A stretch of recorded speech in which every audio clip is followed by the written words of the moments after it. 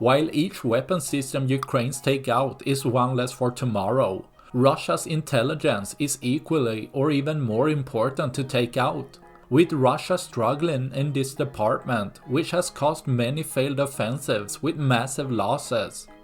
Ukraine's drone army helps to clean the battlefield of Russian intel, with the Murom-P surveillance system, which Russia deploys frequently as a longer-range high-definition camera with thermal and night vision capability, which helps them to keep an eye on the front line, often placed high up and with an undisturbed view.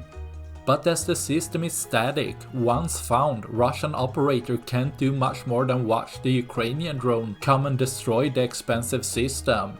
Seen here again as a Ukrainian drone could see itself in the lens of the camera, making sure the Russian operator knew what was coming, leaving one less for tomorrow.